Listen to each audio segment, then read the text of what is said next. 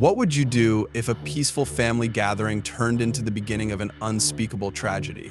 How does a child vanish without a trace in a place where everyone knows each other? Could the very people you trust the most hold the answers, or does the truth lie somewhere more elusive? These are the haunting questions that surround the case of Émile, a bright-eyed 2-year-old who disappeared in the idyllic hamlet of La Haute-Vernette, France. A story like this challenges our sense of safety and leaves us grappling with the fragility of life.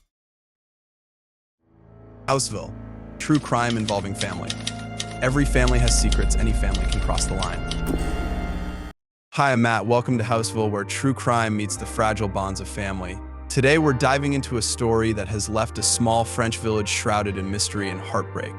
Émile's disappearance on July 8, 2023, remains one of the most puzzling cases in recent memory. Imagine a serene countryside where everyone knows each other, a place where life moves slowly until it's shattered in an instant. Stay with me as we uncover the details of this chilling case, a tale that reminds us how quickly peace can turn into despair. To fully grasp the tragedy of Émile's disappearance, we must first understand the world he came from, a world steeped in simplicity and familial warmth. La Haute-Vernette, nestled in the Provence-Alpes-Côte d'Azur region of France, was a place where time seemed to stand still. This quaint hamlet, with fewer than 30 residents, was a haven for families seeking peace away from the chaos of city life. It was the kind of village where everyone knew each other, where children could roam freely, and where the bonds of trust were as strong as the towering mountains that framed the horizon. Émile's family had traveled from the bustling city of Marseille to visit his grandparents in this tranquil enclave. The visit was meant to be a time of reconnection and joy, with multiple generations gathered under one roof. Émile's parents, devout and deeply rooted in family values, believed in raising their children with a blend of freedom and structure. Émile, the youngest of the family, was their pride and joy, a lively, curious toddler who loved exploring his surroundings. On the afternoon of July 8, 2023, the family was engaged in a typical countryside routine. The adults were in conversation, sharing stories and preparing for the evening meal, while Émile played outside. His laughter echoed through the courtyard, a sound so ordinary yet so precious. But within moments, that sound was replaced by an unsettling silence. Émile's grandfather was the first to notice. He stepped outside, expecting to see Émile running after a butterfly or peeking into the chicken coop, but the yard was empty. Thinking the boy might have wandered into the house, he checked the rooms one by one. Panic began to set in when Émile was nowhere to be found. The family sprang into action, searching every corner of the property and calling out Émile's name.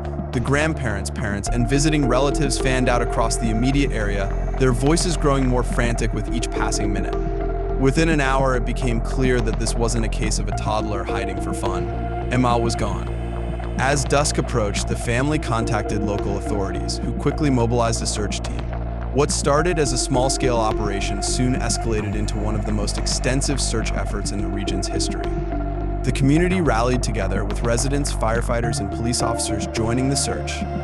Helicopters hovered overhead, using thermal imaging to scan the rugged terrain, while specialized sniffer dogs traced Émile's scent.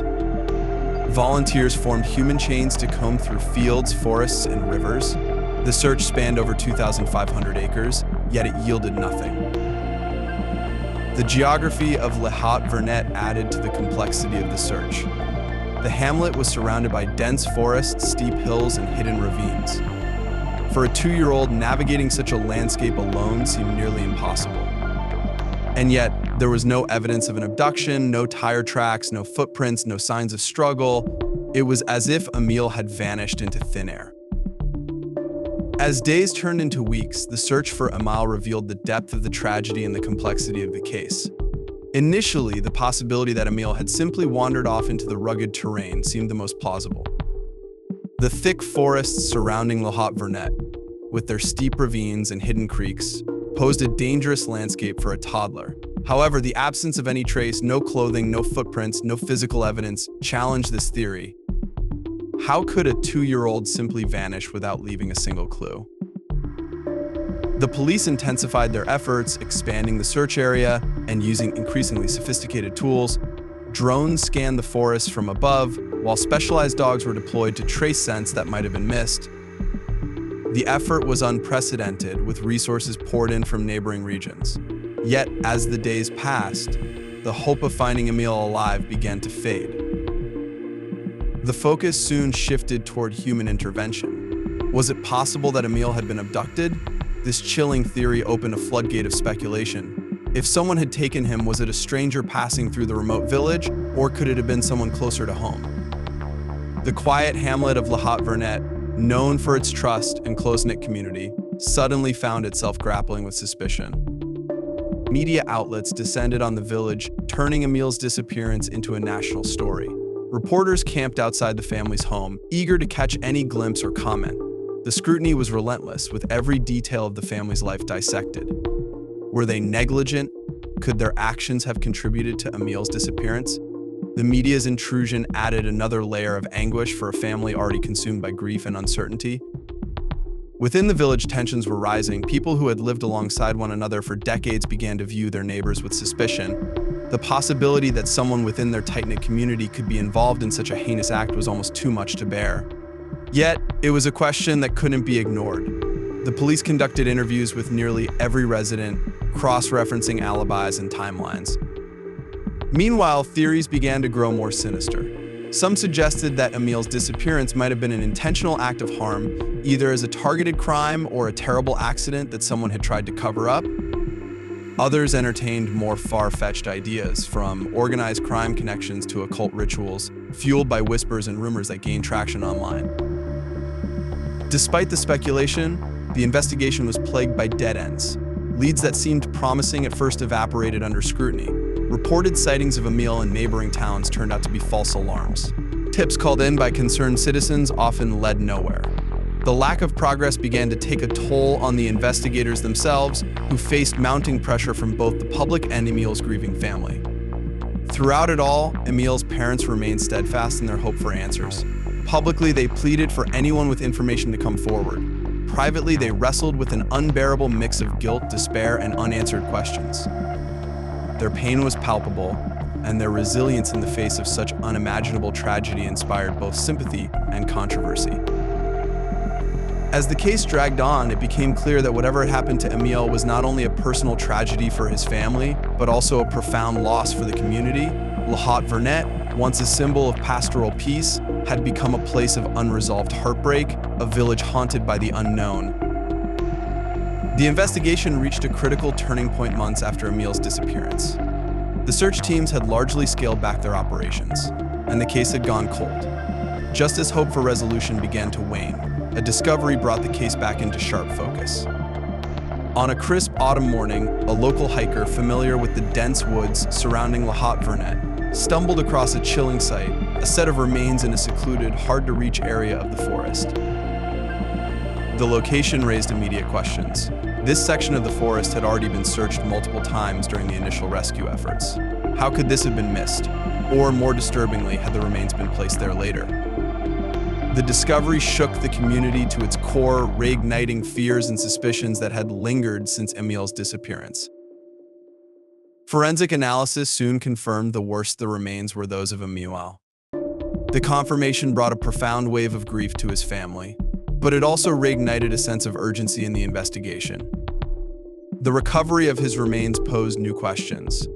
How had a 2-year-old managed to navigate such treacherous terrain? Was this evidence of a tragic accident or something far more sinister? The scene where Émile was found offered little in the way of definitive answers. Despite a thorough examination by forensic teams, no clear evidence of foul play was discovered. There were no signs of a struggle, no personal items that might provide context, and no immediate indications of how Émile's life had ended. The ambiguity was maddening, leaving investigators and the public grasping at theories. One of the most perplexing details was the timing of the discovery. If Émile had been there all along, how could the search teams, including trained dogs and aerial surveillance, have missed him? The possibility that someone had deliberately moved his remains became a focal point of speculation. Was this an attempt to conceal evidence or mislead the investigation? The family's grief was compounded by the renewed media frenzy. Reporters swarmed the area once again, dissecting every detail of the discovery and its implications. Theories about what had happened to Émile ranged from plausible to outright fantastical. Some suggested that his disappearance might have been a tragic accident covered up out of fear. Others proposed darker motives involving potential abduction or foul play by someone within the community or even an outsider. This pivotal moment in the case marked the transition from a desperate search for a missing child to a deeper investigation into the events leading to his death. The discovery brought clarity to some aspects of the mystery but simultaneously deepened its complexity. As investigators pored over the scant evidence, Émile's family and the residents of La Haute-Vernette were left to grapple with the painful reality that the answers they sought might never come. The discovery of Émile's remains was a turning point, but not the closure his family had hoped for. Instead of answers, they were left with an avalanche of questions. The investigation's focus shifted from a search and rescue operation to a criminal inquiry. Forensic teams analyzed every piece of evidence from the site where Émile was found, but the results were inconclusive. No definitive signs of foul play were discovered, leaving open the possibility that his death was a tragic accident. Yet, the circumstances remained baffling. How could a 2-year-old navigate such rugged terrain alone? And why had the area been previously searched without finding anything? These inconsistencies fueled public speculation and conspiracy theories. Some pointed fingers at the family, questioning their version of events. Others suspected a cover-up, either by locals or authorities. The lack of transparency only added to the frustration. For the residents of La Haute-Vernette, life would never be the same.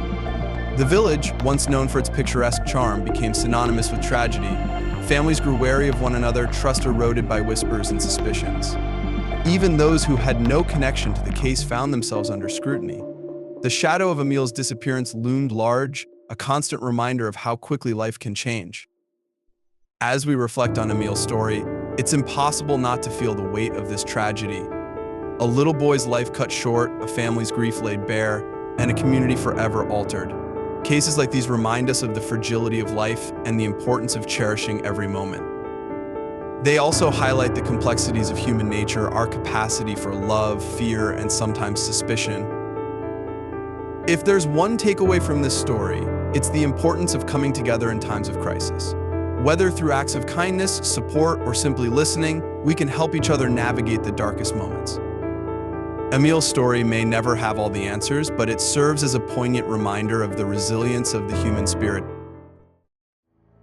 If you found this story compelling, don't forget to subscribe to Houseful for more stories that reveal the dark truths behind family bonds. Share your thoughts in the comments, and I'll see you in the next one.